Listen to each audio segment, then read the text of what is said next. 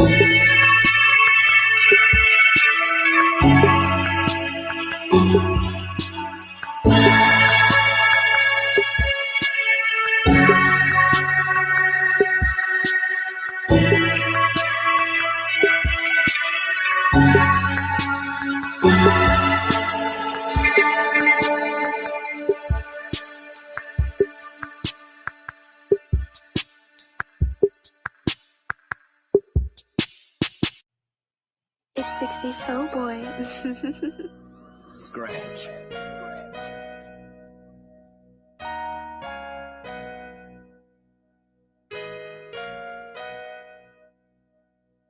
Dressing the culture, I'm adjusting the culture, huh? Adjusting the culture, I'm adjusting the culture, huh? Adjusting the culture, I'm adjusting the culture, huh? Adjusting the culture, I'm adjusting the culture. We gon' talk about it. Come adjust the culture, we gon' talk about it. Come adjust the culture, we gon' talk about it. Come adjust the culture, we gon' talk about it. Come and adjust the culture, huh?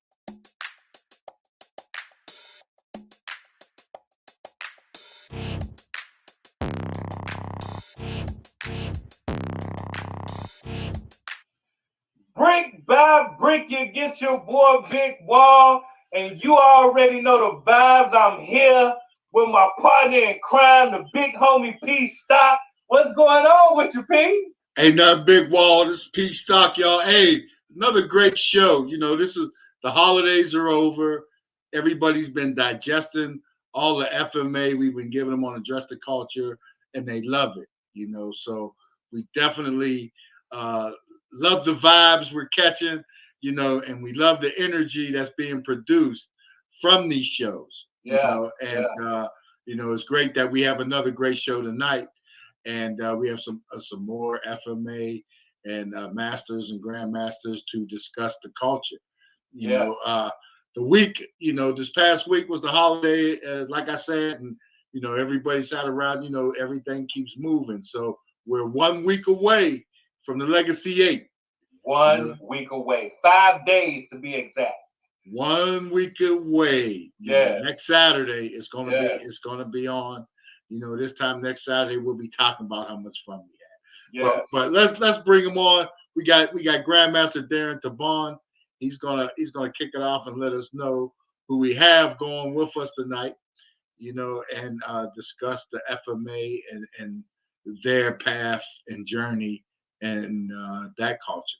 You know, so we gonna talk about it. What's going on, man? How's it going, brother? Big Wall, P.stock. What's going on? Alud 19, Sultan Uddin, big shout out. thank you for this opportunity for the third time, addressing the culture, introducing all of the headliners of Legacy 8, honoring the Grandmasters of Filipino martial arts, and it's coming up next Saturday. It's going to be a blast. I hope all of you can make it on out there, but we got some great guests here today, fantastic people with interesting histories that they're going to share with you on this fabulous show. Address the culture, hip hop TV. Yes. I'm excited. Now, kind of speak to that a little bit, because I know, like we said, in 5 days, everybody will be able to see and experience this great event. So just speak about, how you feel about it coming up, the energy, you know what I'm saying, that everybody has just surrounding this whole event. Well, the power of Legacy is all of us coming together, honoring the grandmasters, our teachers, okay, the ones that taught us our skill levels. And, speaking of the late Grandmaster Angel Cabales, he passed away in 1991, March 3rd. So for a man to be gone for 30 plus years and for his legacy to be where it's at today, all over the world, people that are teaching their students, their kids, the art that he passed down to all of us. So when I've talked to several other Filipino grandmasters and masters, and I told them what the first show was about, they can relate, bro, on how important. Because what you got to realize is, looking back at the late Grandmaster Angel Cabales, how much footage did that man actually leave behind for people to watch and enjoy? There really isn't a lot of footage out there for him. There is footage, maybe a lot of folks won't share, but what's available on YouTube or Facebook is very minimal for the amount of knowledge that he really had, but he kept it coveted, okay? He really kept his art coveted for select students, and he does have students, but when you look at the Serrata Eskrima teachers today, there's probably maybe 7 active, and out of all the master students that he gave master's degrees to, I think there's probably only 4 really active out there teaching Serrata Eskrima. So when you talk to all the other different teachers out there, they kind of feel the same way about their teachers of what actual footage is left behind by them versus his students that were taught the complete system. And where is that art today? And I think what Legacy did is created an opportunity to let people know where they're at, who their GMs were, and document this on Legacy. So it's become really personal to a lot of us, and we understand the significance of it all, okay? If you don't teach an art and you die, what happens to that art? It dies. It dies with you. You see? So what we've had the opportunity to do is document a lot of these first generation of these teachers and let them give a breakdown, of their art, their oral history, their art, teach the class, catch it all on film. So when you come to Legacy 8, whatever each teacher offers you, you're going to get that videotape and you're never going to forget it. It's film. So you can go back, okay, and look at what was taught, and you have that with you. Where, I can't tell you how many times I've done seminars, especially in the mid-90s, where I allowed no filming at all. If you wanted to get knowledge from me, you learned it, but I would not allow nobody to film me. Now today, with all the volume series that I have filmed, I was told, okay, it was from Val Majelovic, EM3, and Jose Fraguas. They told me, Darren, I know you want to covet your art. I know it's sentimental to you. But what's going to happen, okay, if you never document your art and your students never want to teach, or what if you die with it? That art's going to be gone, at least from your perspective, on how you learn and how you train Cabales Serrata under your late Grandmaster.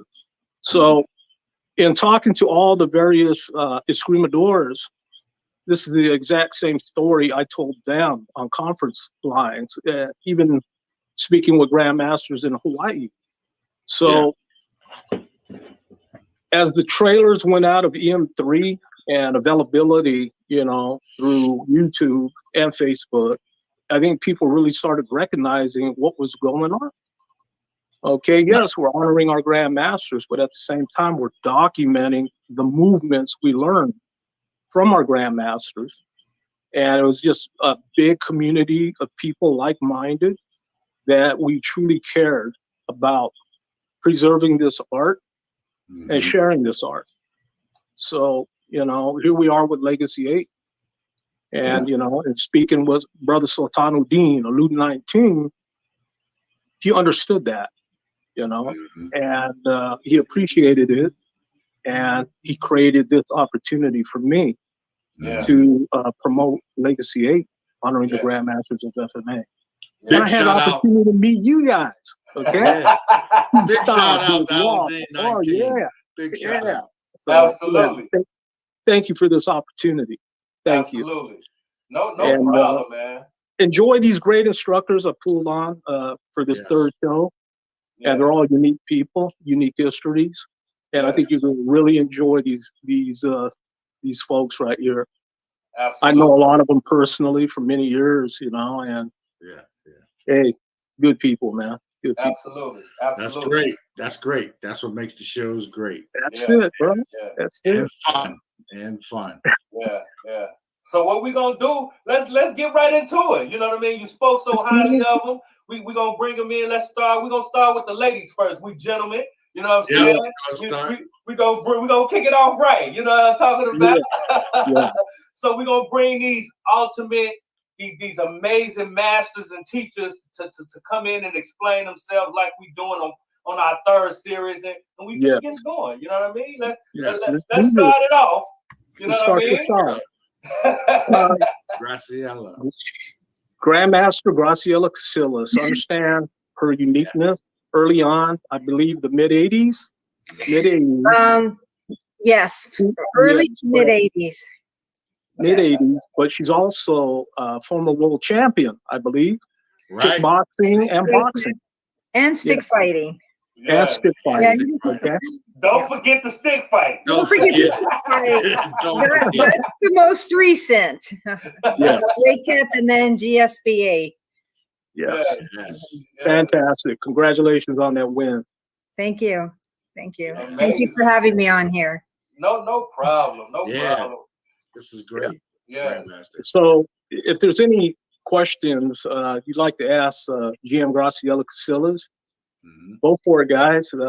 I haven't seen Graciela Casillas, I believe, since 89 or 90, and that was in the kitchen of the late Grandmaster Angel Caballas.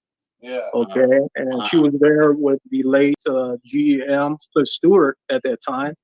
And he was a phenomenal man, too. I believe he was a co-founder of BKF. Yes. Rich history, strong organizing man he was, and a great martial artist, as well as he also was part of executive protection, right? Right. He had his own executive protection company. Yeah.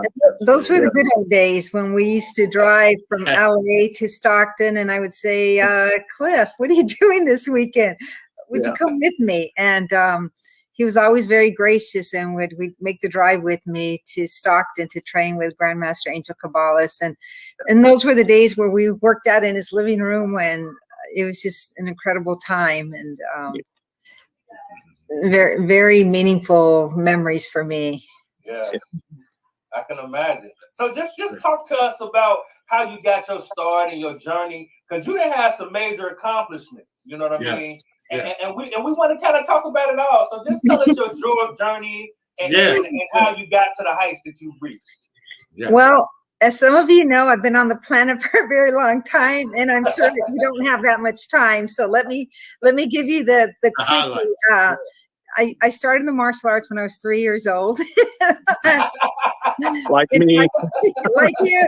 And in Taekwondo, and then quickly went into Hwarangdo and Korean arts. And then wanted to be a fighter. And those were the days where we just had full contact karate. We didn't have, there wasn't UFC, there wasn't kickbox. It was called kickboxing.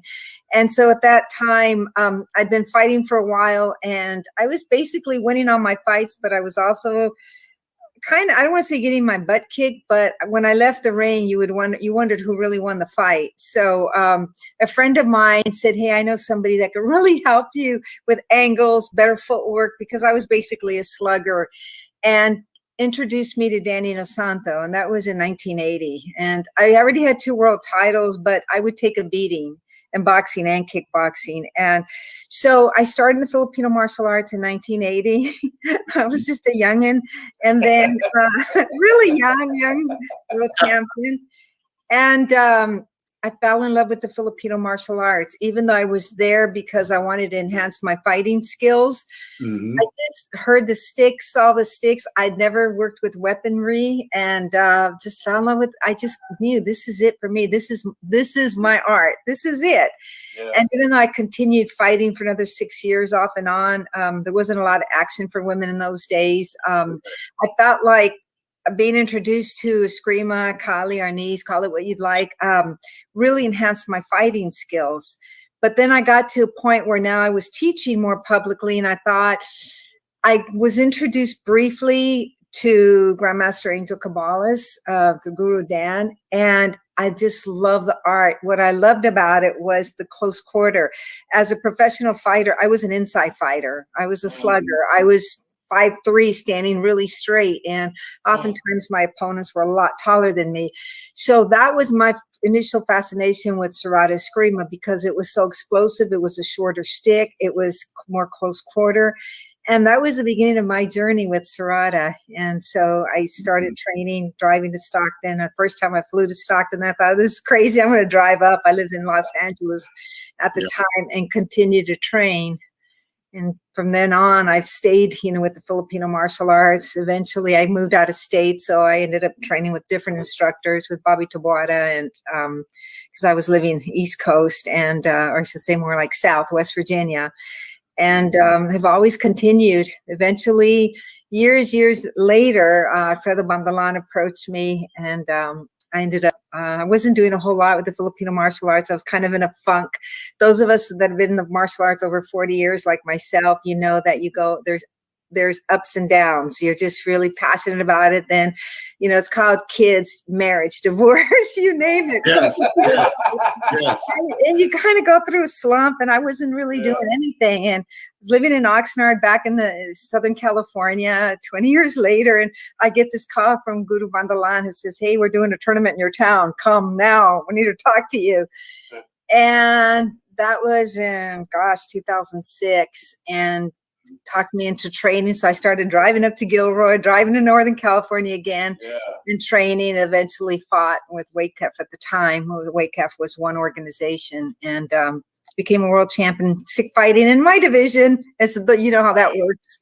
Yes. And I've continued to just be passionate about the Filipino martial arts. I love the training. I love the system, and it will always be a big part of me, even if I do branch off into other areas. Wow. That's a rich history, especially being in West Virginia. How was that? I know that was I lived in West Virginia briefly. Well, you did? Oh my goodness. Yeah. So I do understand that, but to take that and now with everything, because it sounds to me like you blazed the trail to what the female MMA and UFC is today. You was doing it. So how do you like how far it's come today, and how far would you like to see it go? I think it's amazing that women's combative sports have evolved to the level that they have. When I was fighting, fights were few and far between. Nothing really existed from weight divisions. I mean, I went to Hong Kong, and when I fought in Hong Kong, I probably spotted her close to 25 pounds. It was either, well, then don't fight if you're not going to. You go, wait a minute, what happened in weight divisions? Not out there. So we just took whatever was thrown at us because they didn't care. It was like, either you fight or, hey, we don't care if you fight. So what? And so you took the fight because you don't go to Hong Kong and then just not fight. You just sit around eating Chinese food. So I took the fight. And so today, to see how organized it is, and a couple months ago, I was inducted into the International Women's Hall of Fame. And when I was there, I thought, okay, it's been a long time. It's about time they realized I was around. But 47 years later, but I was appreciative of it. And what I was so impressed with is the caliber of women.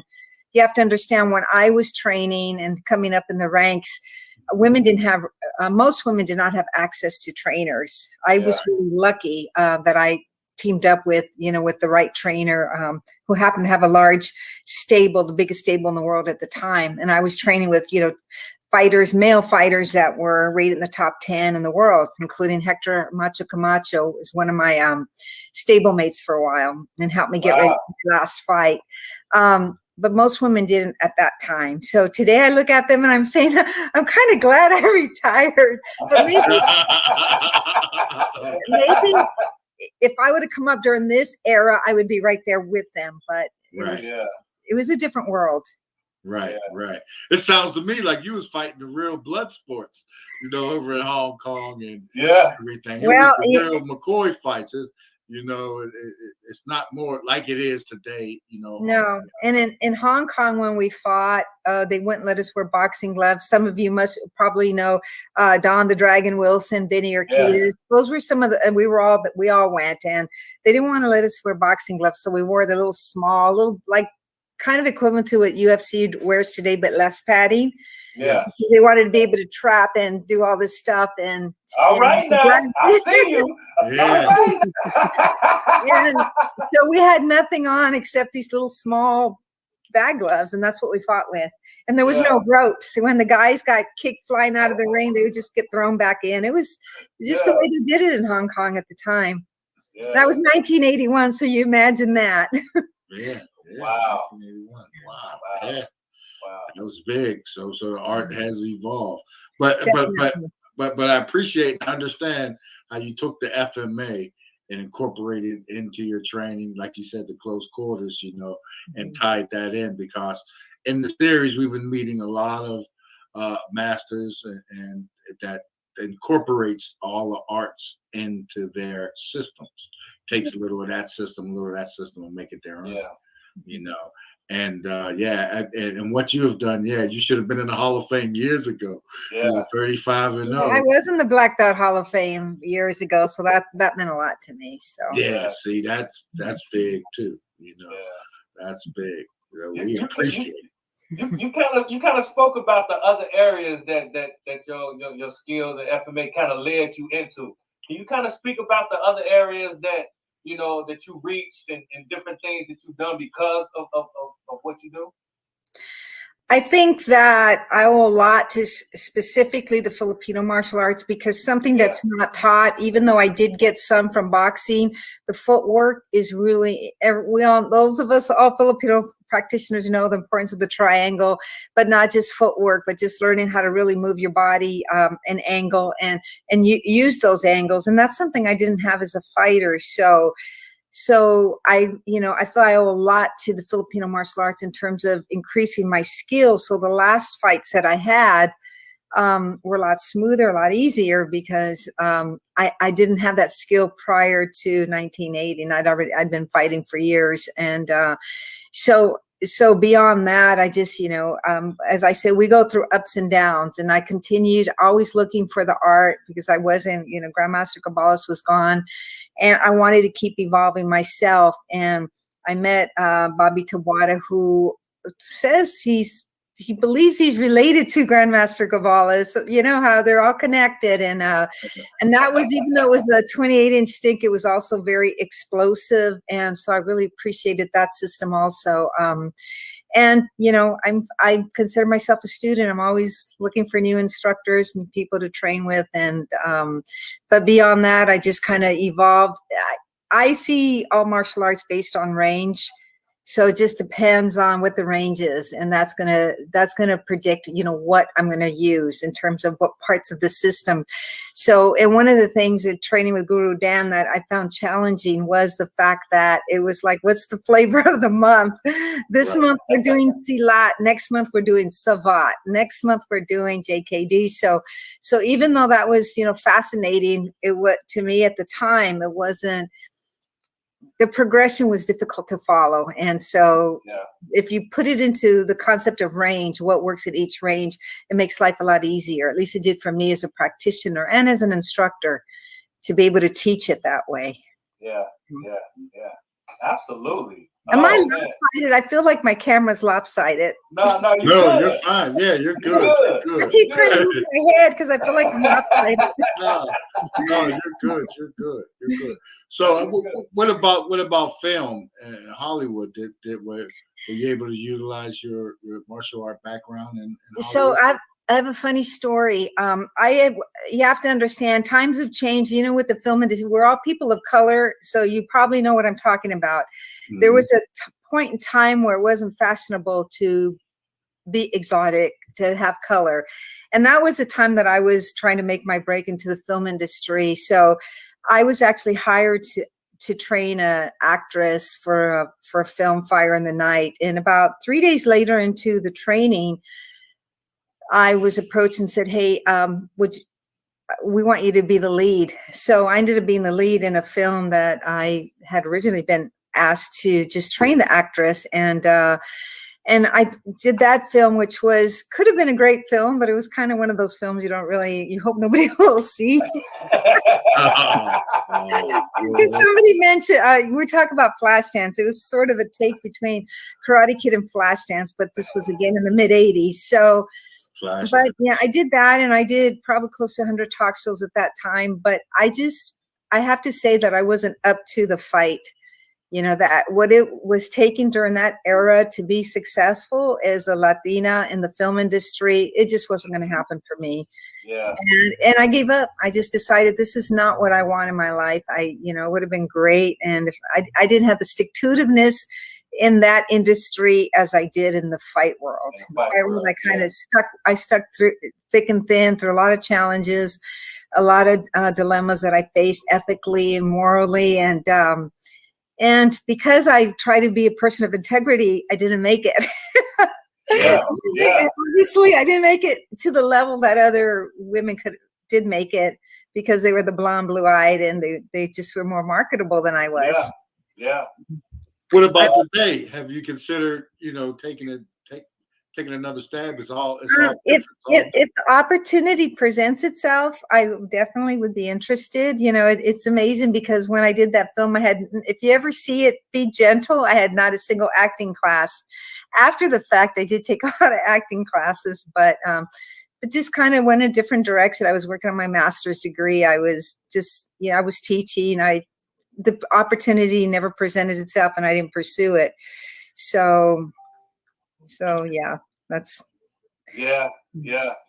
But you reached so many different heights that it's just amazing what you did, and your story is amazing. And I know people are really excited to see you at this event. You know what I mean? Because like you said, when it comes to females, I know beyond the struggle, just in general, just being a woman in the culture, it wasn't easy to reach the heights that you reached.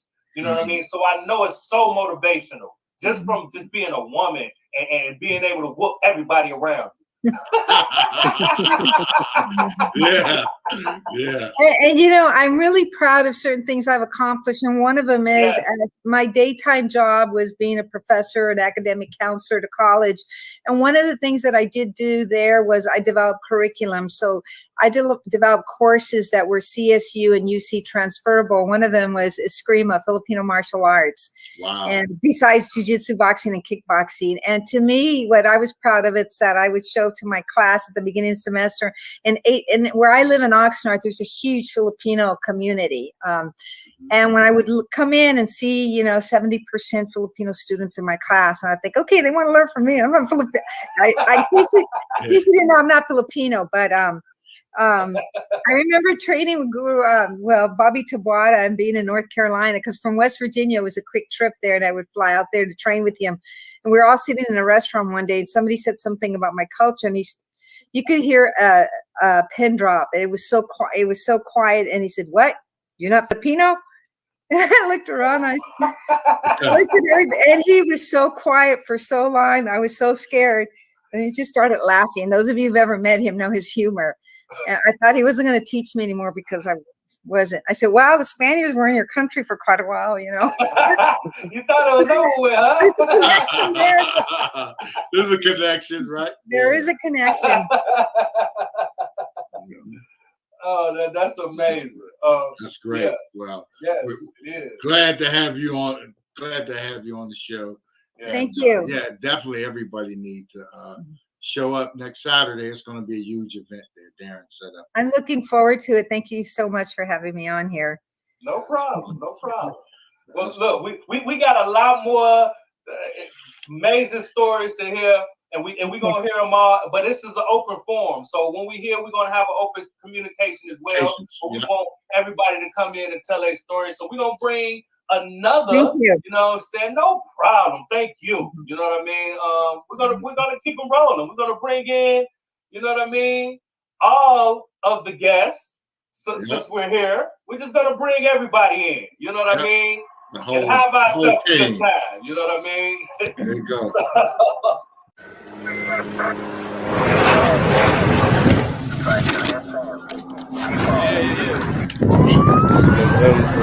That's you chasing it, man.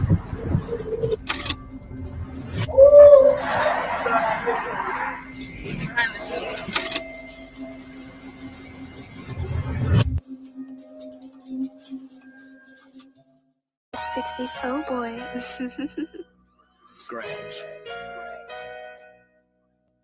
Dressing the culture, I'm adjusting the culture, huh? Adjusting the culture, I'm adjusting the culture, huh? Dressing the culture, I'm adjusting the culture, huh? Dressing the culture, I'm adjusting the culture. We gon' talk about it. Come adjust the culture, we gon' talk about it. Come adjust the Brick vibe, brick it, get your boy Big Wall. And P.stock here, you know, for addressing the culture. It's that time. How you gentlemen doing? So we're gonna let Darren. Welcome to the show. Welcome. We're gonna let Darren introduce each of you, and we want to hear you guys' story and tell us how you got started. We have Mateo Masalonis under the late Grandmaster Ernesto Prisa. We have GM Felix Royles, Bakamut system from the Philippines. He trained under his family, I believe, and several other instructors. I have Pintados Garducci. I believe he comes from Modern Arnis system. Is that correct? Modern Arnis, or yes, yes. But we have also our own system before I joined the group of Presas family. And I got another Serrata guy sideways right here that I first met. Turn right side, Toss. He dropped out to fix it. Yeah, he's another guy.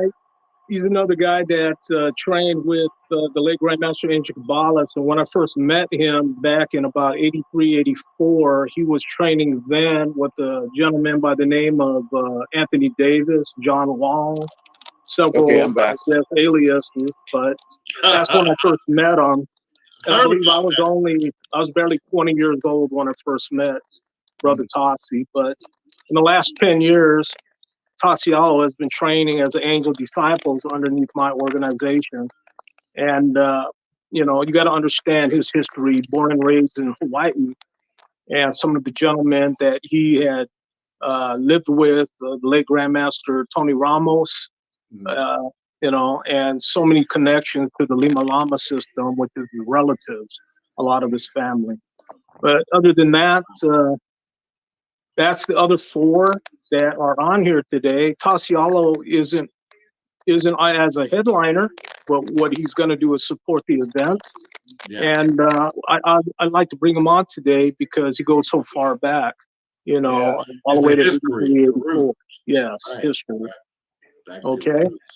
So whoever you would like to whoever wants to who begin? Tasialo, do you want to give the history and then let us know and we can lead into everyone else? Are you all right? Mateo Masalones. Mateo Masalones. Can you hear me? Can you hear us, Mateo? Good evening. Okay. I'm honored to be amongst all of you all. Thank you. Thank you for coming, man. Glad to have you. Glad you're here, brother. Thank you again. It was technical difficulties on the first one, so thank you again for allowing me back to no problem. We really want to hear your meeting story. You two, and everyone else here. Yeah. Oh, one more time? Yeah, so tell us all about how did you get your start? You know what I mean? Your whole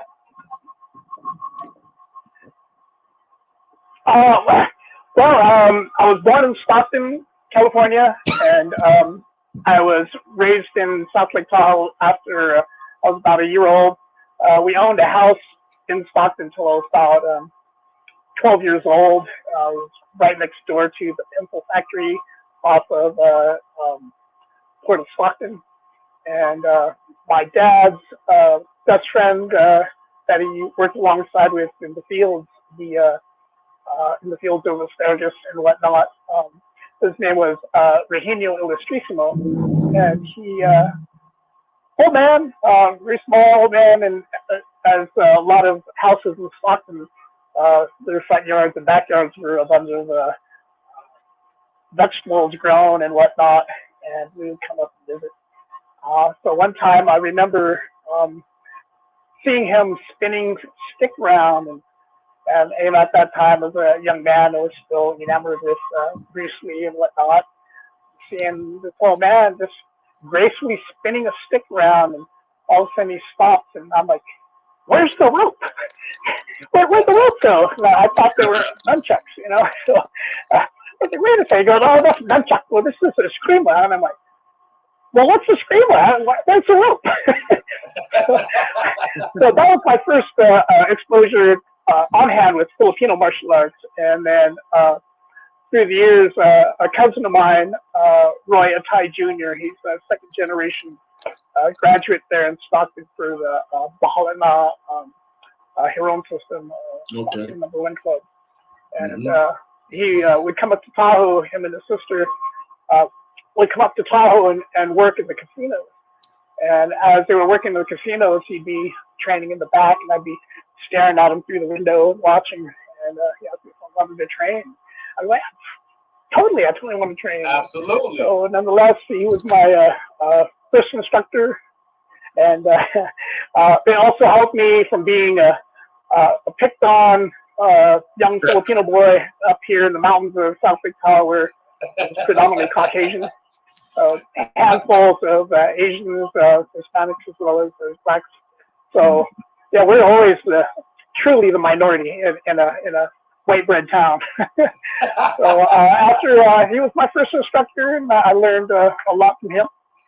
And then after that, I started learning from Grandmaster Rick Manglinong for modern Arnis, press system, Remy press stuff.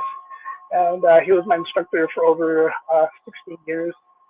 And then Grandmaster Ernesto Presas came to visit South Lake Tahoe and introduced the art of Kobotan, the brother art of the Presas system, and came right along. And I moved up through the ranks there and became an instructor as well. And so interestingly enough, Grandmaster Ernesto would have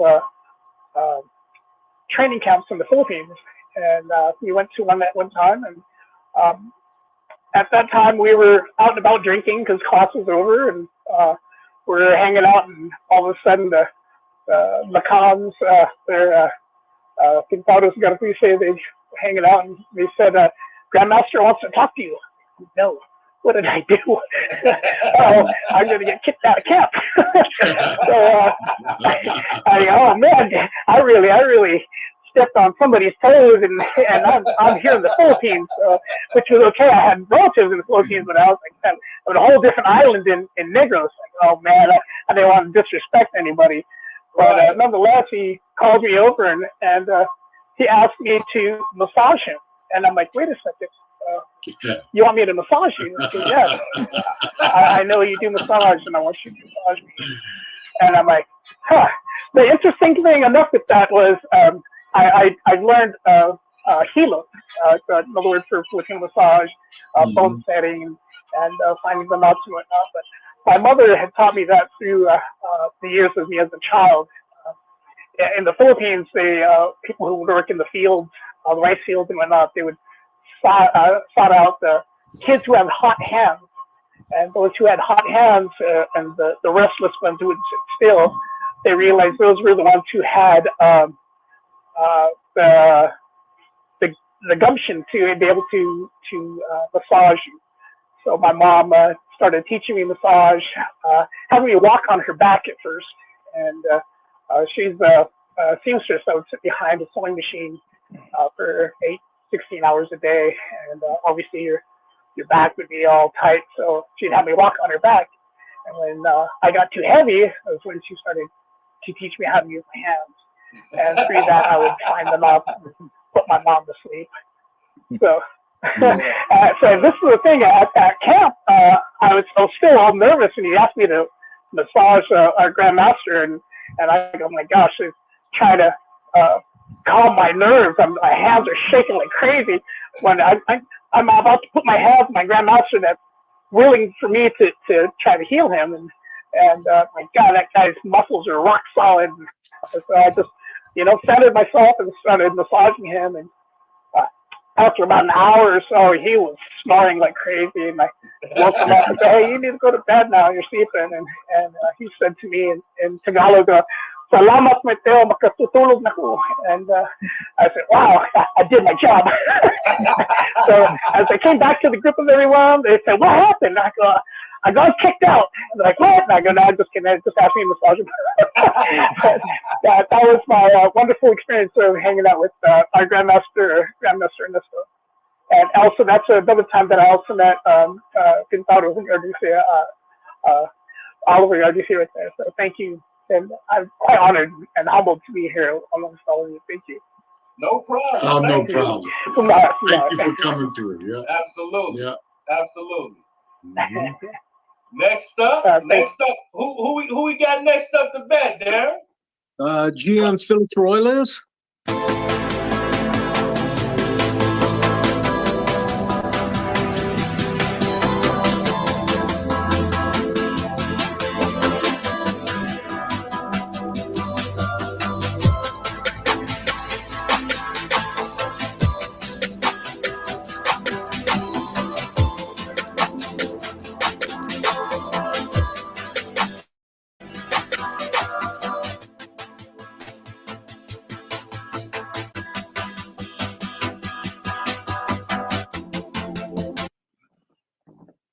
There you are. Hi, JM. How are you? Good, brother. How are See you? you in about 6 Good days. to see you man. again. I know. Last time I seen you was Lake Sea, Hawaii 7. And we had a phenomenal time there. And then COVID hit. And here we was great. coming back, But you have a very unique history too. GM Phillips Royalist, long-time stick fighter. That's when I first met you at the Carson tournament back in, I believe, 96 or 95. I can't remember. Yeah, but was, I remember handing you a business card, and then later on, maybe 10, 15 years later, we met again, Yes. and the legacy started. And it's been an honor to have you on the legacy all these years. I believe you've been on it at least 6. I think 5 or 6 legacies. I believe. That's very Wow. Yeah. Please share with us your history, bro. Absolutely. Yeah, The floor is yours. Good. First of all, I would like to say thank you to Grandmaster Darren Tibon for allowing me to be with the legacy, honoring the Grandmasters. I think you're right. I've been with the legacy 5 or 6 times already. Yeah. And Yeah. to you also, P.stock and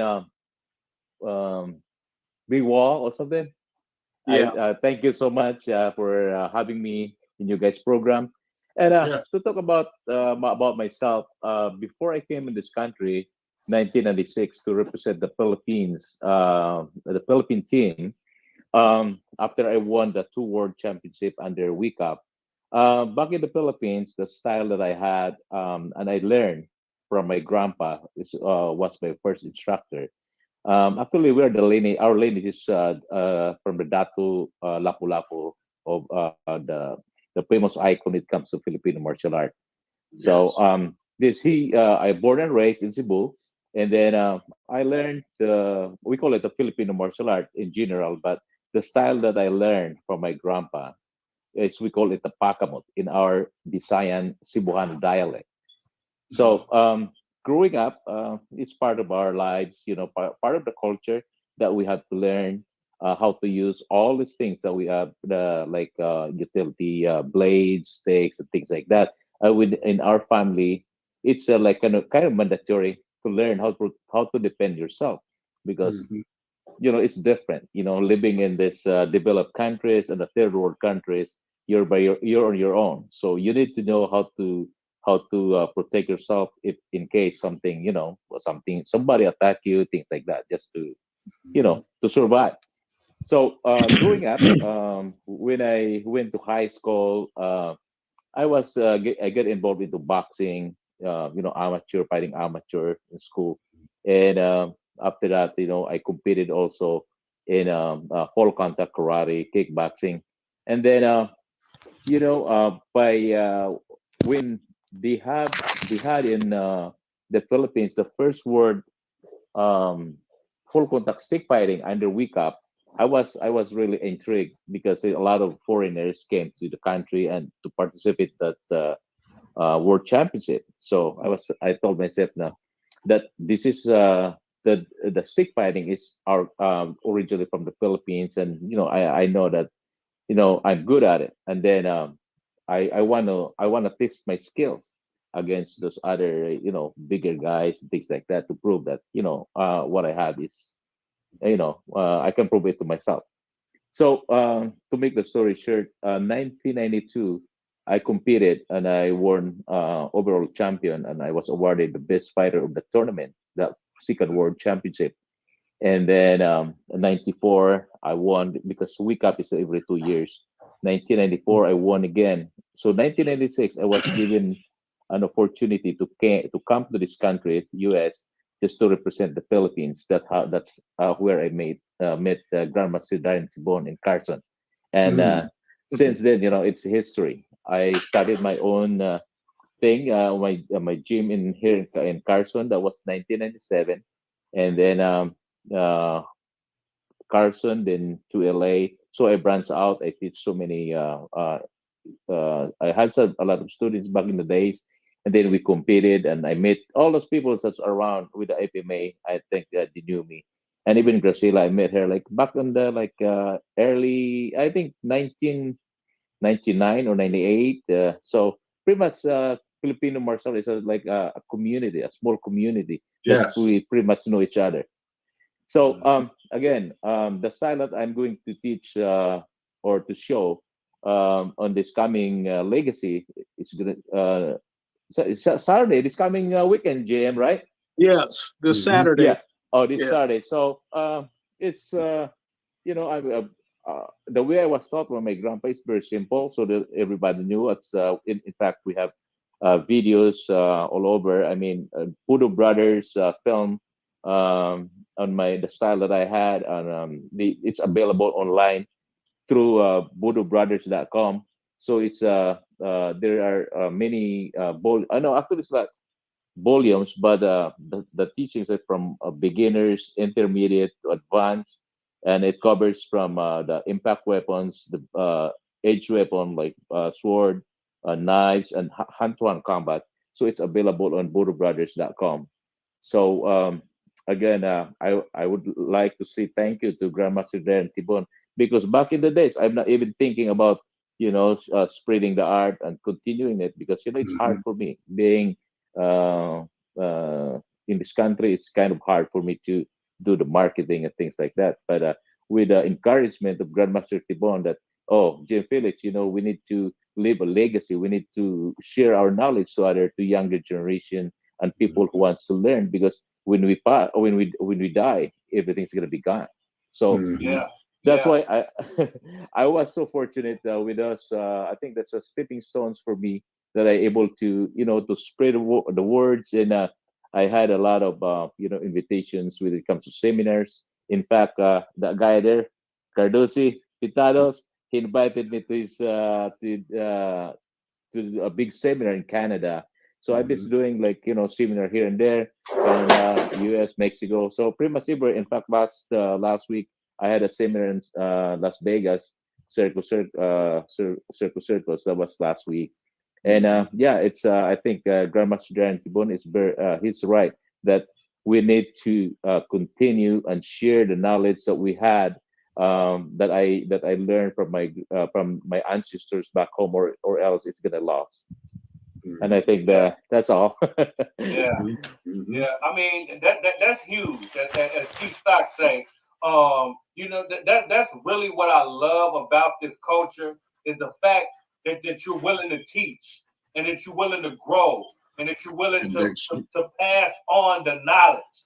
You know what I mean? Because it's so easy to lose that. You know what I mean? And the fact that that's a part of the teaching, the fact that you have to teach it and pass it on, that's amazing to me. You know what I mean? Because once you lose the art, you can't get it back. You know what I mean? That's right. No. Yeah. No. That's true. And that's all a part of the legacy. And that's why Darren has a Legacy 8. And I think that's a great platform, especially for the FMA and all artists, to get out there and to get reacquainted with the community. Yeah. Yes. FMA community. Yes, it is. Mm-hmm. Yeah, it's a great honor to know Grandmaster Darren Tibon. I think he's the one of he's the only one that promoted how to say it. He's welcome to all the styles, whatever styles you have. So everybody's welcome to see what you get, and then it's really good for the people, that because they have their own choices. They can choose what style they want to train or practice. Right. Yeah. Right. Yeah. So that's big. That's big. Yeah. That's big. Yeah, that's amazing. Well, we thank you for coming. You know what I mean? With all of you guys' knowledge, I know it's going to be a great event. And we want to just keep the train moving. You know what I mean? Yes. Darren, Yes. Introduce our next superstar. You know Yes. what I'm about? Next.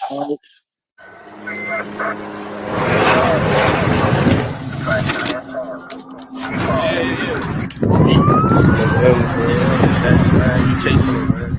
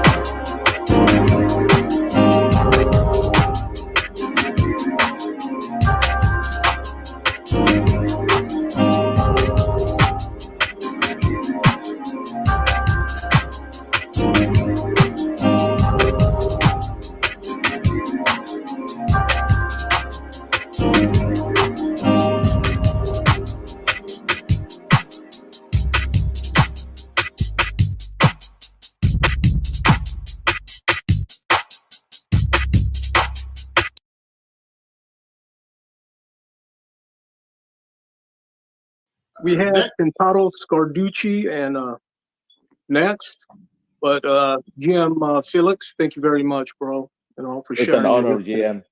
We go way back, so huh? You look at '96; it's a long time ago. I know. That's big. That's big. But the good thing is you still look the same. No. I wish. Oh man. So Kentaro Scarducci, please share with us your history. Yes. All right, sir. Thank you very much. And first of all, Thank you for having me, especially for our host, the Big Wall and P.stock. So this is my first time to meet you guys, and first of foremost, I also give thanks to Master Ray Cordoba and GM Kuya Alex Franz.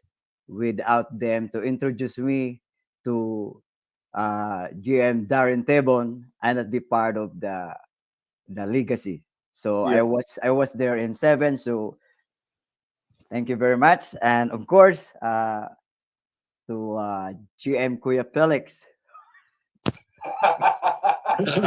and Graciela Castillo Goro. Nice meeting you, and the guy in is not show up. Oh, JM Tasi Alo from Stuff that. Hawaii.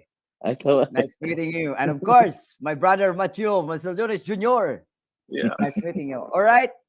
So my culture, because I'm from Visayan part of Philippines, which is we called it Samar Island.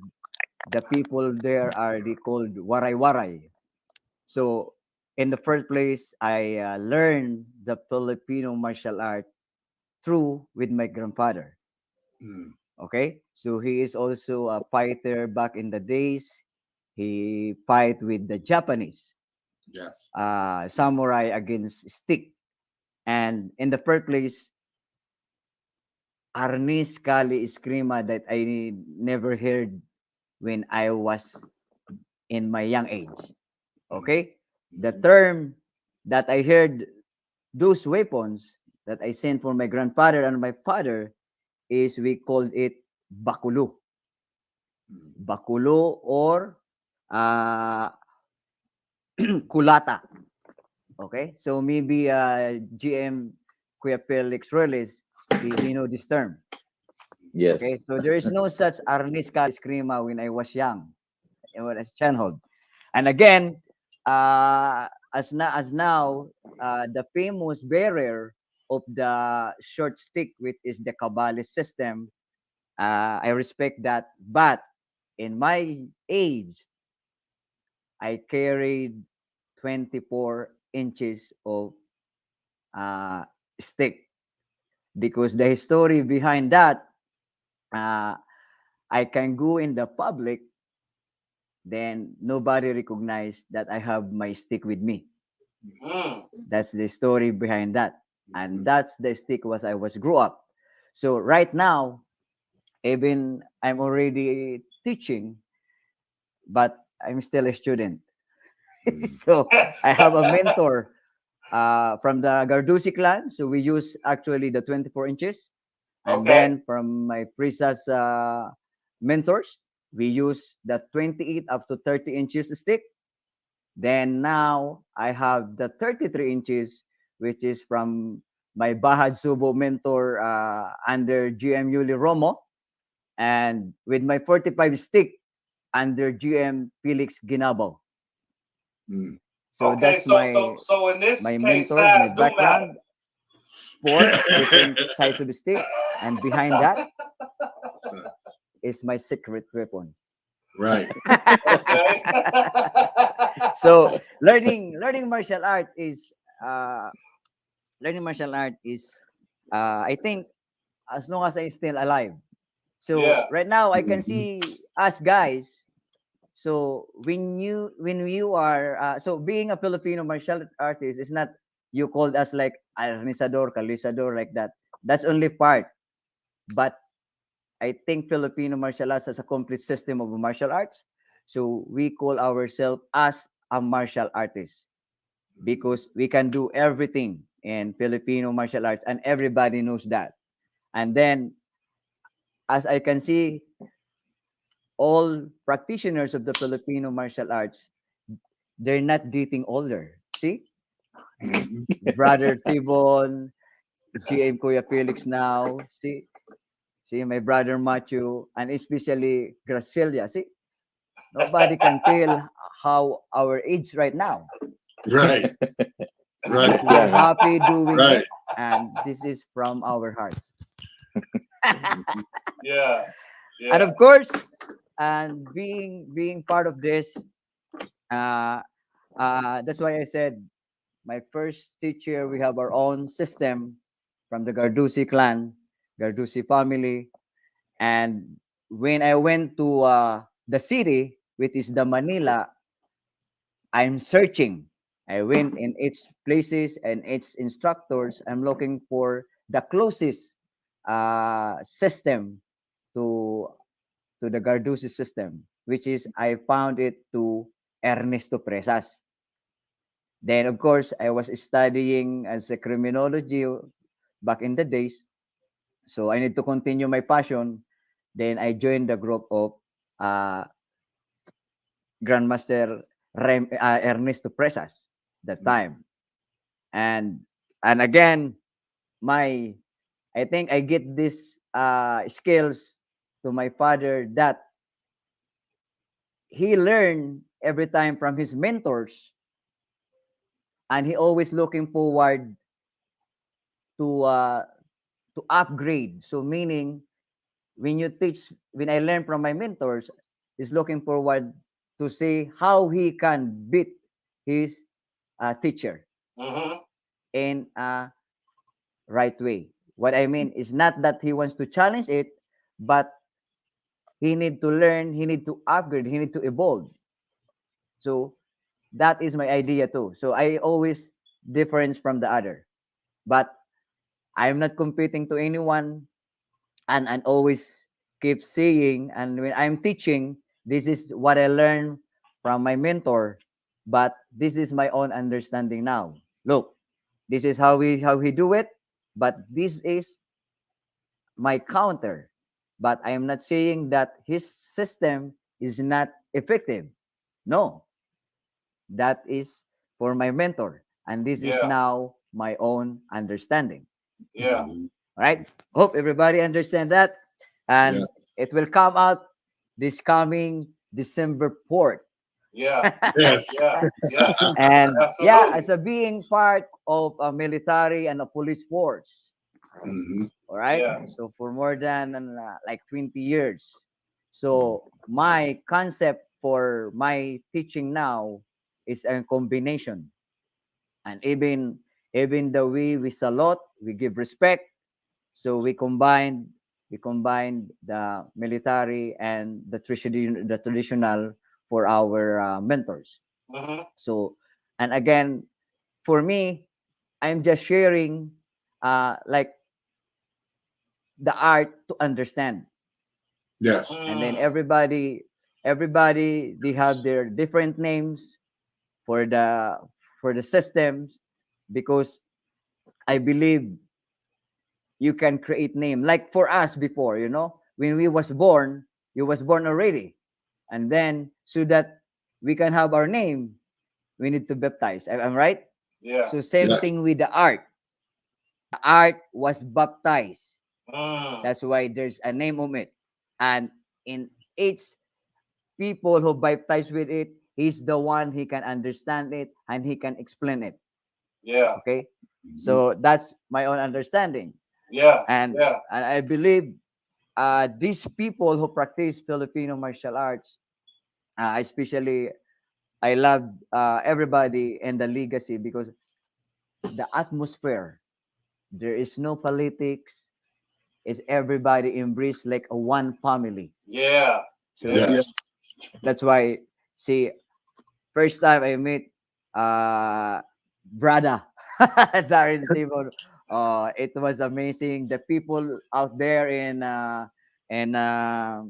Hawaii, I'm with GM Kuya Felix too. Wow, they embrace us like a part of their family, and it was a very amazing experience with me. That's why even I'm far from away, I'm in Canada, I'm willing to share, and I'm willing to travel with you guys, you know yeah, and to share with you, and not only that, not only just to being a popular, but I don't want to be a popular. Same thing with my father. He's not. You cannot see him in YouTube. You cannot see. There's no videos, because these are the old warriors. They train. They hide. Because back in the days, when you go in the public, your technique is not your technique anymore. Yeah. Same thing right now. Yeah. But same thing with the others. If you hide your skills, the art will gonna die. Yeah. But Yes. for us, no. We send here wherever we are now, and we continue the legacy of our ancestors. Yes. And I believe, yeah, I'm not competing to anyone, Mhm. but anyone can challenge me. I'm ready.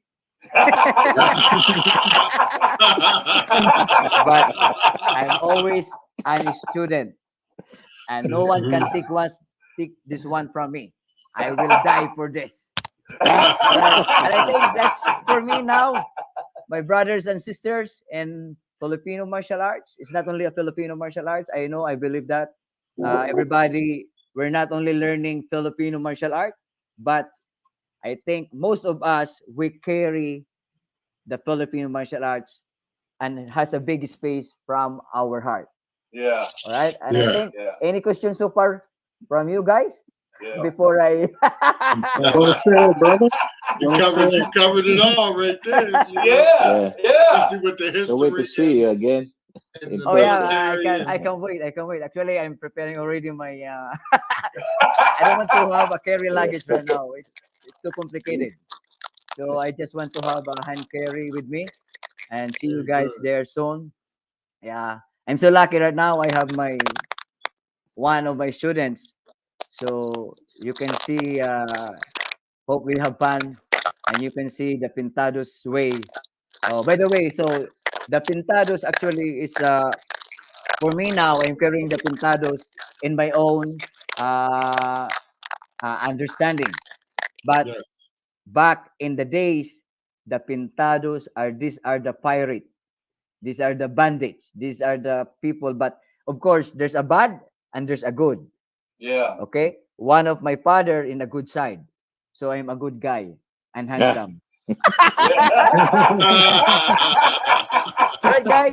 Thank you very much. This is because nobody asked question, so this is how we respect from my heart. I salute the knowledge and I respect. All right, brother. All right. My Thank you. man. Yeah, see you soon, Thank you, guys. thank See you. you It's going soon. to be great to see you. We're only All right, 6 man. days Yeah, away. Yeah. I'm looking to it. Thank you, thank you, thank you very much. Great, That's great good, man. knowledge, That's good. great Great. wisdom.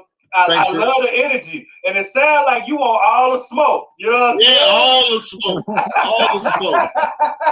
Thanks for addressing the culture. That's Let a them fact. know where the smoke is. That's right. Oh, last but not least, brother Darren. We have Tasialo on board here. You know, when I first met, or when I first came into the school, started coming around the school, is when I first met Tasialo in late Grandmaster Angel Cabala's living room. And, you know, we all started talking, but what connected me to Todd is the fact that he used to play music with my Uncle Sonny, Palabrica. Okay. Uncle Sonny from Hawaii, and then he was a musician and martial artist, and he was also the first, one of the first writers for Black Belt magazine. Wow. And Tasi was Oh, very yeah. close friends with Uncle Sonny Palabrica, who was actually one of my teachers too. All the knowledge that he obtained while writing about various martial artists that he had to stay with, okay? People like Gogen Yamaguchi, you know, my Uncle Sonny had to do articles on the Catman, but he had to live with the Catman for quite a while. I believe he lived with them a year or maybe even 2 years, I believe. But in connecting with Tasi at the late Grandmaster Angel Cabales' house, that's where we connected, okay? That's where we connected. And then hearing his story from the island and the people he connected with here, and a lot of his relatives, you know, within the Lima Lama world, Kaji Kempo world, you know, and this is why I wanted Tasialo to come on board this podcast. So he could not only share, you know, his background of Hawaii and how he grew up, but the people he had connected with when he came here. Yeah. So, Brother Toss, I know you've been with me about 10 years now, training Karate Eskrima, but can you share with us some of your history from Hawaii and the people you connected with in Hawaii and who you connected with here, who are several of the Kempo people that I know you were really close with? Please share with us, Tasiao. Can you hear it, Toss? I don't know if you can hear. Can you hear it? Hear us? Yeah, it's kind of. I don't know if it's a bad connection, but I can kind of hear you folks. Yeah, I hear some static. Yes. It sounds like chipmunks or something. Yeah, a little feedback on his end. Did you even hear what I said?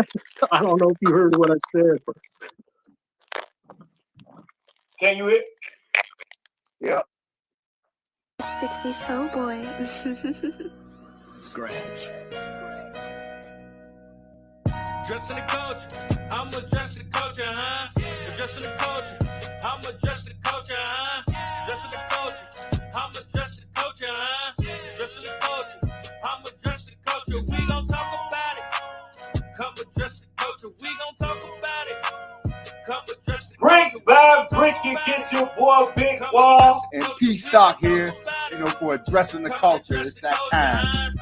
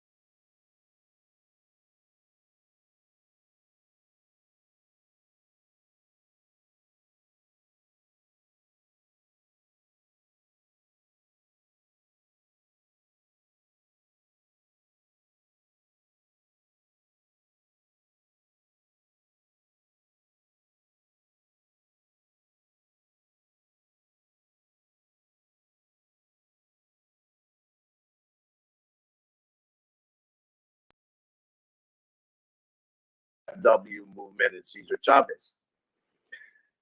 They used to bring them to Hawaii to pick pineapple and cut sugar cane because my ancestors were dying from the germs and the diseases that were brought over by the foreigners. And we were so germ-free in the islands of Hawaii that a lot of my ancestors died. So they lost their labor force. So they had to import labor.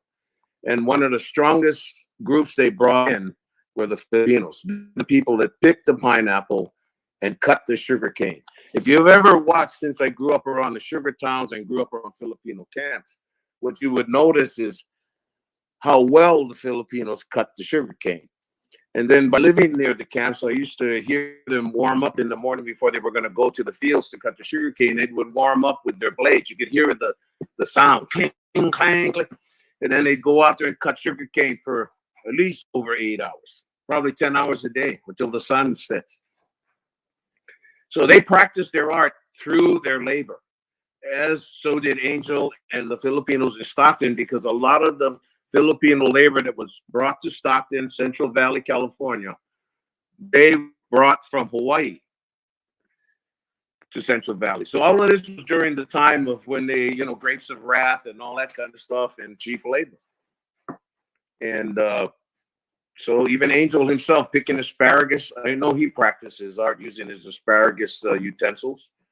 And the honor I had was I would always jump up and be his uke. So if you had ever experienced Angel's dumak, his style of locks and takedowns, it's amazing how fast it's done. I mean, you don't even feel struggle, you don't even feel pain, but all of a sudden you're on the floor. And if you're an Eskrima master like that, who always seems to have a dagger in his belt somewhere, that's an easy way as you're falling down to get stabbed to death. in a match or in a fight. So he's really good at that. My background comes because I'm from Hawaii. I started judo at 8 years old at Palama Settlement because my father was a juvenile detention home officer. When your family's in law enforcement, a majority of fathers send their sons to train in martial arts at a young age because you get known as a cop's son or you're connected to law enforcement. It's really a hard life going through high school. So then you got to learn how to defend yourself and so on and so forth. But meeting Angel was the epitome of all of this. And to see what's happening with you folks on IHOP TV and what Aluden 19, I got a shout out to him too, that we all see that same common purpose of really educating the world on what exactly Filipino martial arts is and is not. So looking at this event we're going to have this Saturday, December 4th in San Carlos, California at Twin Dragons Dojo. It's going to be another historical event. I mean, what everybody's got to realize, series, especially the legacies, those of you that have participated in these legacies, you folks are immortalized in those videos. Those videos will last beyond our lifetime. Yeah. And it'll be a way of continuing to impress the younger generation. I mean, we're the older generation, and our obligation is to start leading them so that they can continue leading the rest. And as far as Angel's disciples, you have Darren, his son Ches, well trained. If you have never seen his daughter, and she is really exceptional herself. And now we are watching the rise of his grandson and how he's over. I mean, his grandson started like 3 years old. We used to watch him come as a little child, with his grandmother, Darren's wife and stuff. And now, I mean, he could probably instruct most people in just the basic skills. He's been that adept and receptive in learning and watching what his family and his grandfather is doing for family and Angel's disciples. The Angel's Disciples is all about the legacy of Grandmaster Angel Cabales and perpetuating and continuing to instruct his art. But let's get to Darren's uncle. He was one of the first writers for Black Belt magazine. In fact, I'll name he wrote the article on Yamaguchi, the Catman, the Goju-Ryu master, was a prisoner of war in China during the World War II. And where he probably used that cell that he was locked in to develop his art. One of his techniques was when you watch him demonstrate, he could run up a wall. In other words, you chase him towards the wall, he'd run up the wall and land behind you. Yeah. Like in the movies, but it's not a stunt. I mean, Yamaguchi would actually do that stuff. So. And then there was a guy, I think it's Wataru, one of those other Rus from Okinawa.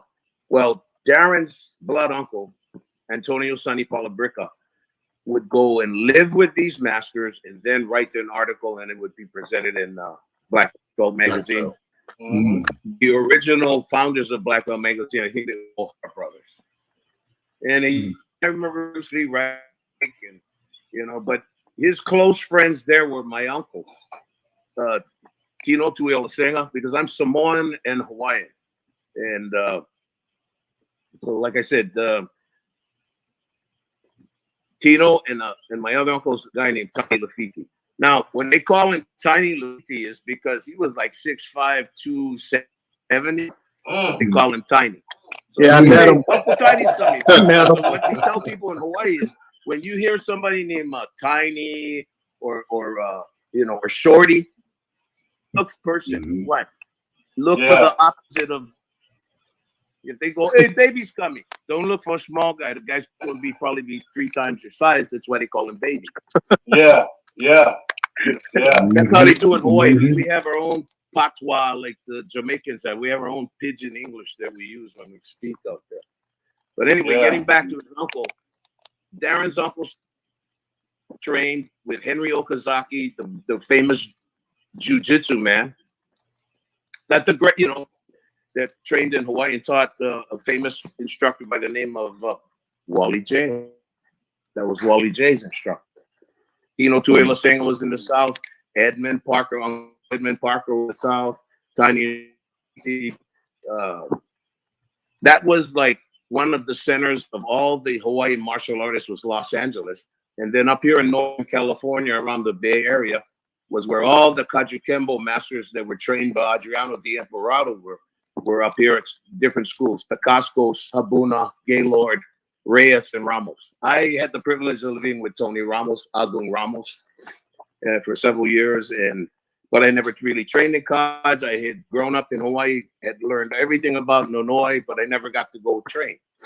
But the thing I always wanted to learn, and this is what Tanya Lukai and Ted Lukai provided me, was the opportunity to go learn from a real escrimador.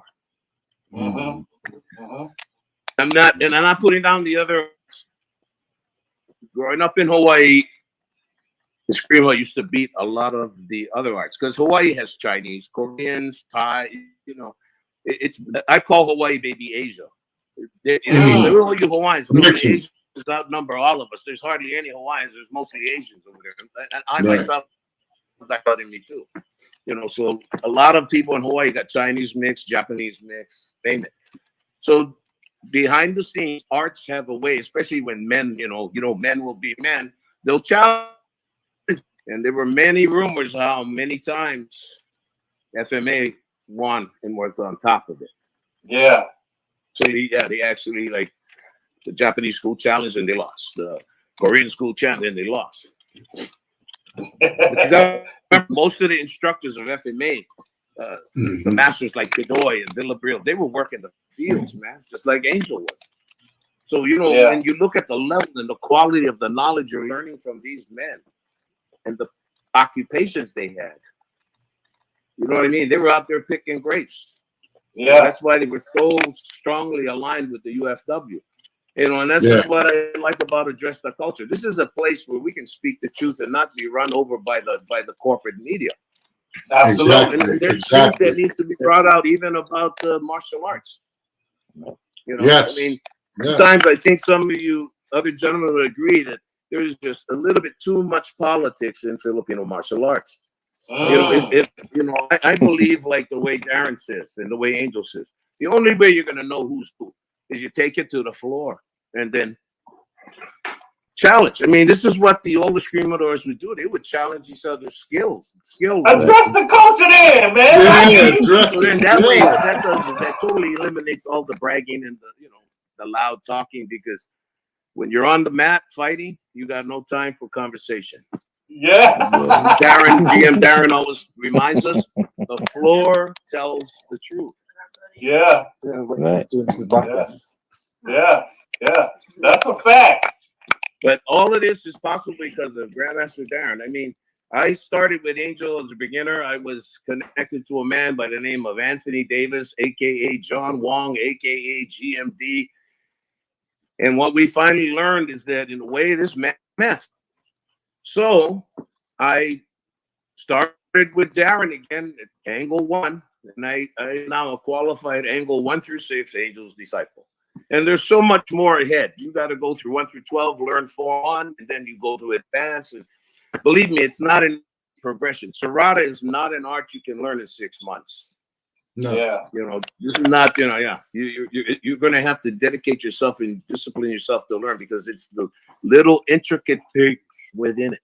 How to close the distance, how to set your body angle so that you can hit him and he cannot touch you. It's things like that. This is what Darren works on.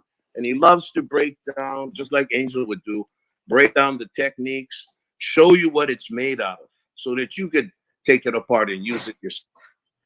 Yeah. Angel was really a special teacher. And he wasn't a yeller. You know what I mean? He would talk to you. That's how you learn. Yeah. That's dope. You guys speak so highly of him, you know what I mean? And it's dope that his legacy is just continuing through the event and through everybody that he affected. You know what I mean? Yes. Yeah. But we are grateful because Darren thought about this and devised this concept.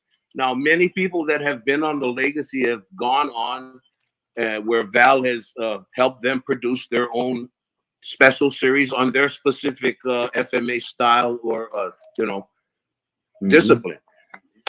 And so that's what the concept he told all of us. He says the only way FMA to survive, we're going to have to start sharing and having and getting out there and promoting it, so people start understanding the depth of FMA. It's not just stick fighting. Yeah. But you learn so much, like the way when Guru Dan, because Grandmaster Casillas brought him up. Guru Dan had a way of helping you think of his concept about, okay, we got to break this down for people. That's what like Darren says, Guru Dan broke the barrier and brought the knowledge out, because many times when I was growing up, Eskrima was a very well kept secret, only within the families.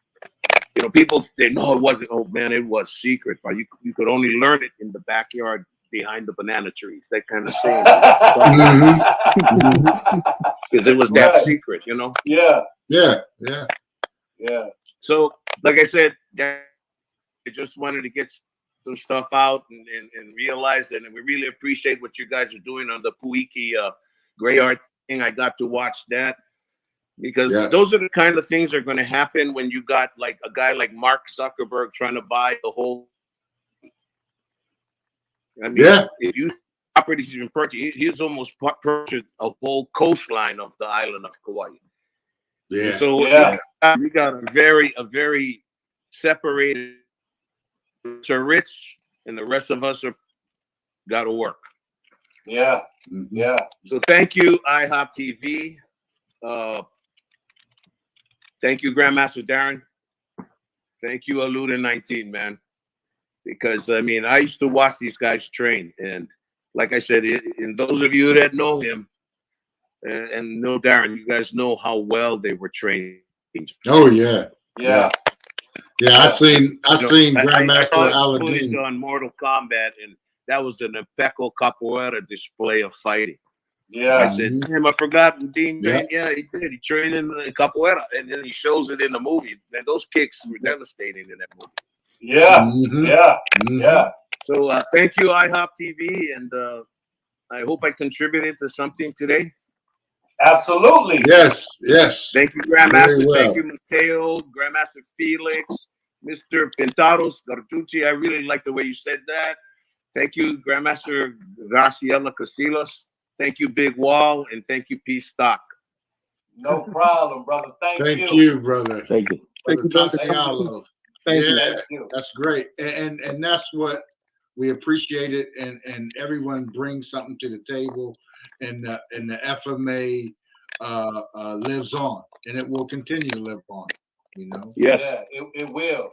And since I got all of you guys on the platform, you know what I mean, I wanted to ask you guys a question. Now, it's so many different arts and different styles.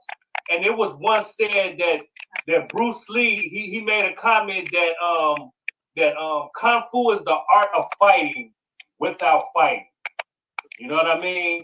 And that always, I always wanted to kind of understand, what do you think he meant by that? Because a lot of people take that different ways. So I want to get some experts' idea of what you guys think that Bruce meant by that legendary comment. Well, watching, I believe it's Enter the Dragon, when he's on that boat with the rowdy karate guy, and Bruce says, "Let's go to the island." Yeah. Go ahead, get on the boat. We'll go to that island and we'll challenge. Yeah. Well, he got the guy in the boat first, let the rope out, and then tied it up and let the kids that he was abusive to hold the rope. So I believe that's the art of fighting without fighting. Yeah. You got to outsmart your people. And, those of us that have came up early on, as young martial artists growing into martial arts, you're always going to have people ridicule you or try to defame your character and your reputation. Let's just say the art of fighting without fighting can be success in itself. And I believe that's the art of fighting without fighting. True success, touching people, teaching people how to save your lives, okay? Especially the young, teaching the young kids to save their lives, you know, and getting back at that is I've taught a lot of young kids. I taught a lot of young kids that when they got up into high school and then there's gangs and they've been attacked by baseball bats and they come into the school and they tell me, Uncle Darren, I want to thank you. What do you want to thank me for? Me and my friends were at a bus stop and a carload of guys jumped out with bats and they start beating up all the Asians. And a couple of my friends are in the hospital, but off of what you taught me, I disarmed one of them. But now I'm going to court because when I disarmed them, I hit them in the head with the bat, then I hit one or two other guys with the bat to stop them. I still want to thank you for giving me that knowledge, because if you didn't, I think I'd probably be dead, Uncle Darren. So, you know, being a teacher, and I'm sure a lot of us teachers can relate to what my student had shared with me. You know, this is what we do. We share skill. We share the FMA, you know, with a lot of the young and a lot of the people in police force, such as Pitaro Garducci, who is a police officer, and to protect other police officers or innocent victims out on the street, or just young kids trying to walk home from school and getting jumped by, you know, gangs. It's trying to take them out, maybe for what they're wearing, the color they're wearing, or what race they are. But bottom line, we're reaching out and we're doing good for people. And that's what's important about FMA today, is sharing it to help people protect themselves for the good of humanity. But anyway, thank you, Big Wall, P.stock. Thank you all on this panel for being a part of this great show. Thank you all. Thank you. And a big shout out to Luda 19, Brother Sultanuddin, for help creating this opportunity for Legacy 8. That's right. Big shout out, Grandmaster Aladdin. Absolutely. And we appreciate y'all. And we definitely want to follow up after the Legacy 8 and continue to help elevate the FMA, you know, to the levels that everybody is looking at MMA and UFC, you know, to bring that to the forefront of the martial arts field as well. You know, that whole genre. Absolutely. And we really want to thank all of you guys for coming through. We're personally going to invite each of you guys to come through to tell your own personal stories. Because all of you guys are legendary, and our community definitely want to hear your individual stories and go into a little detail, a little bit more in depth about your journeys. You know what I mean? Because it's amazing. We love the community. It's motivational. Absolutely. Absolutely. So, yes. So we want to thank you guys for coming through. You know what I mean? Giving us the knowledge. You know, the event is 5 days away, and we are looking forward to it. We're going to have a recap after the event right here, so you guys can come back through and tell us your experiences and how it was and everything. You know what I mean? So again, we want to thank you guys for coming through to address the culture. Thank you. Thank you very much. Thank you so much for this opportunity. Absolutely. So we're gonna let you guys go. Thank you. Maraming salamat po. Thank you. Thank you. Graciela, Tatiano, Pitaro Sarducci, Jim Phillips, Mateo. Thank you for coming on board for the show. Thank you. Thank you very much. Peace and blessings. P.stock. Big Wall. Blessings. All right. You guys have a good night. Thank you again. Have a great one. Thank you. Thank you very much. Bye-bye. Bye-bye. P.stock. Now, when we talk about legends and just a legendary movement, when you talk about FMA, man, it gets no bigger. It gets no bigger, brother. No, you know what I'm talking about when we talk about the culture and the history. You know what I mean? The top of it, you know, we for these 3 episodes, we've embodied, you know, different masters and grandmasters that are all have FMA incorporated into their systems or was trained by FMA grandmasters and then took on other disciplines within that FMA system and created a system. And that's a big shout out. Big shout out to the Budo brothers for keeping it on tape for the Angels Disciples of Stockton, Darren Tabone's organization. And those are some great scenes and shots from the legacies. And if you haven't seen them, go on YouTube and check them out.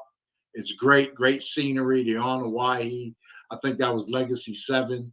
They were in Hawaii, and it was great. It was real scenic. You can see the instructions. You can see all the different masters and grandmasters. Just like we heard, they never stop learning. You never stop learning. Yeah. You never stop training. So, and big shout out to Aladdin 19. This is big to tie this in. But can you imagine, Big Wall, that they have a stick fighting, like they have MMA fights? Can you imagine seeing that? I mean, I've been to Thailand and places, and they had clubs. Like you go to the club, you have the club. Well, in the center of the club is a ring. There's a ring, yeah. And they got a house champion in there that if you think you want to, you can jump up in there and go around the two with this champion. So how many movies have we seen like that's doing that exact culture?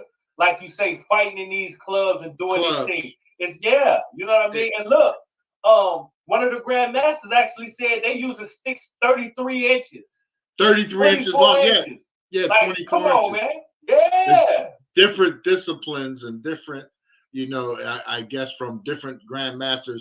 And I would take it from different parts of the Philippines, different islands for different uses. And like he said, they was using those sticks against the samurai swords. Yeah. And they were winning. And they were winning against blades. They were because winning. Of the technique and the style. You know what I mean? They were winning. Yeah. The angles. Like Grandmaster Castilius was talking about, and all was talking about the angles. It seems like the FMA, they bring the angles to the with the style, with the style of fighting and have the footwork, and that's why I said I know it was one of those things. That's why before all the episodes for this, I run because this is the Legacy 8, and Ango Cabales is in that opening scene that we run with Grandmaster Sultan Dean. So you got the great Grandmaster and the Grandmaster that goes on, and that's huge, and that's the way we want to put it. So we capture that footage and spread it out to everybody else. So there's always a digital file because they said there wasn't much footage on. And a level of respect as well. You know what I mean? Yeah. Great level of respect. Absolutely. Great level of respect. Absolutely. So so we can't wait to see what's up. I guess whenever we ever in the company, I guess we get some free instructions. I can't wait. I can't wait, P. You know what I'm saying? To learn something. When you think back on it, I think there was a Rambo where he was stick fighting in some place. One of the Rambo movies in the beginning when they went and found him, he was out there stick fighting. So, so the culture, it's been mainstreamed, and like they said, with Grandmaster Sultan Dean taking it into the Mortal Kombat, into the gaming through Mortal Kombat, into that franchise. So that puts the FMA up there because the fan. The woman, like the fighter, I can't think of her Katana, name. Melina, Katana. The fan thing that comes from FMA. Choreographed by Grandmaster Sultan Dean. So, so it's there. It's mainstream. It's just to take it again to the next level and keep it because, hey, when you get older, you don't want to use your hands, as much because you beat your hands up. So I can deal with rolling up a magazine and myself or having, like I said, when I was a kid, they would give us nunchucks, when we was growing up, when we used to studying martial arts, I used to cut them in half. I used to like the nunchucks as two separate sticks, and keep them on my back, just like they said, hide them right in your back. Nobody could see them. You know? Absolutely. And, And like you spoke about it, mainstream and taking it to another level. At one point, they didn't even want their knowledge to be televised. Like he said, in order to find this, you have to go behind the banana tree in the back. You know what I'm talking about? And now they realize that in order to continue their legacy, instead of just on a face-to-face or hand-to-hand basis, you got to do the YouTube videos. You got to put it out there and do these events like the legacy to spread it and gain more traction. And it seems like they're willing to do it, and it's just taking it to another level. And that's what it's doing, you know, and that's what it has done. Because, you know, a lot of these masters, they have students that are celebrities and, you know, kids of celebrities and what have you, and just other, you know, martial artists that want to learn that discipline, you know, that want to learn FMA. Want to learn that stuff, but the blade fighting, and just to think that system, you have the sticks, you have the open hand, and you have the blades and knives. So you're pretty much trained that you take two pencils and take somebody out of here. Absolutely. Two number twos. That's it. You spoke on it, but you remember in part 2 where it was like, hey, we take a rolled up newspaper and beat the brakes off you. You know what I'm talking about? Rolled up magazine. So it really don't even matter. You know what I'm talking about? No. No. And those sticks are hard. You know, when I met with when we met with Grandmaster Aladdin in New York, and he had the sticks, man. Those sticks are serious. Yeah. You know, they're not real big and thin, but boy, I mean, those things will break your bone. Oh man, especially when you swinging it with speed and angle and you know with power. With power with a snap behind it. Oh yeah, it's problems. Yeah, you taking limbs off with it. So I mean, you beating limbs off, but so it's great, and that's a great, you know, series to bring to the culture, to address the culture, and the even and Big Walls were spin the block on, you know, and they'll be back again, and we'll have some others, you know. Let's address the culture, you know. Let's get in, you know, to all aspects of it and everything to tie it in, you know. And what I want to say before we go into it, I caught. I don't know if you've seen it, but Raekwon was on CBS this morning. He did an extensive interview over the weekend on one of the CBS Saturday morning shows, and they was talking about the Wu-Tang connection and, you know, about coming back and doing strike. You know, a lot of people, you know, relate the Wu-Tang to the Kung Fu and everything from the music. Absolutely. So, a lot of us grew up. I think that whole industry took Wu-Tang global by them tapping into the Kung Fu, the FMA. Like it took them global. Yeah. It took them global. And by branding with it and doing movies with it and incorporating to their music and songs and their lyrics, you know, 36 Chambers, you know. Come on, man. I mean, so man. It's classics, you know, that. So I think that continues. So I think hip hop and martial arts have its lane together. That's, you know, they're in a juxtaposition, traveling, that one feeds on the other. Absolutely. One pushes the other up, keeps pushing each other up. And that's what's so special about the culture.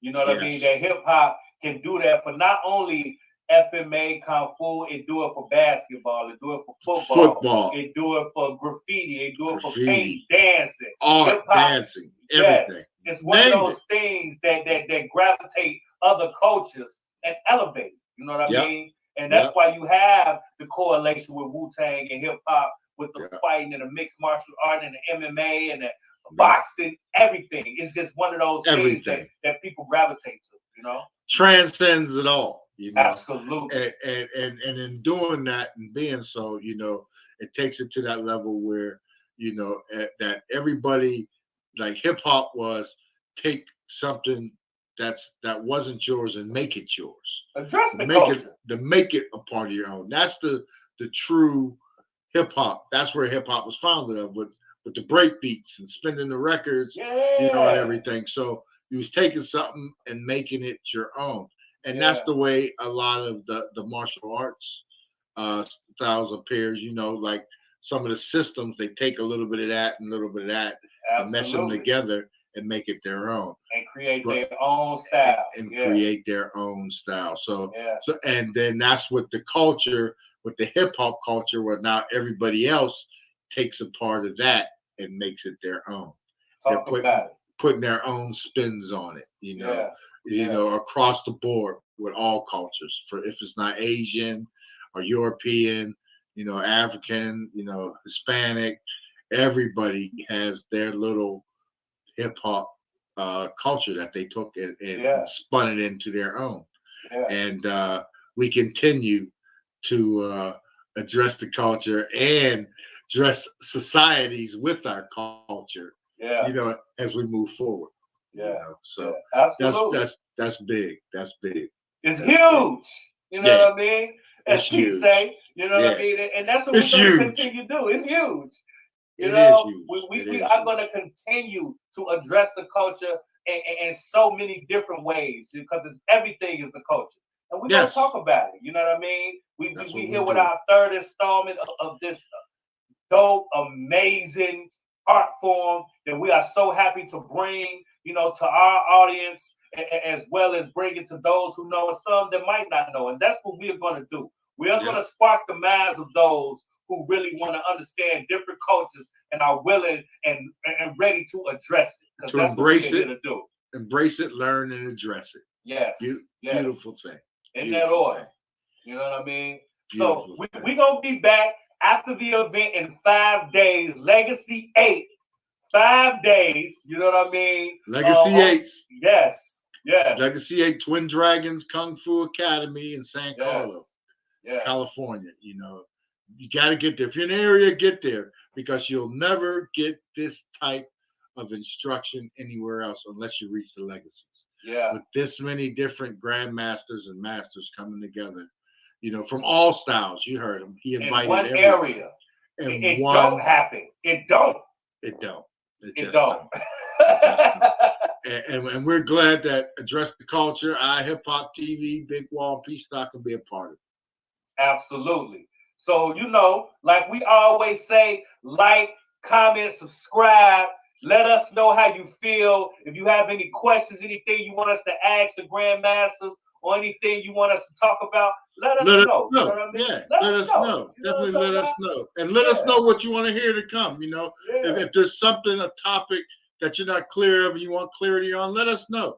And we'll bring the people on to go into it for you and address the culture on that topic. Yeah, what he said, because when you speak, we speak back. You already know the vibes. Until next time, it's your boy Big Wall. Your man P.stock right here, y'all. And this is Address the Culture. And like I always say, your culture makes you who you are. So make sure they respect it. We're going to catch you on the next episode. We up out of here. Peace.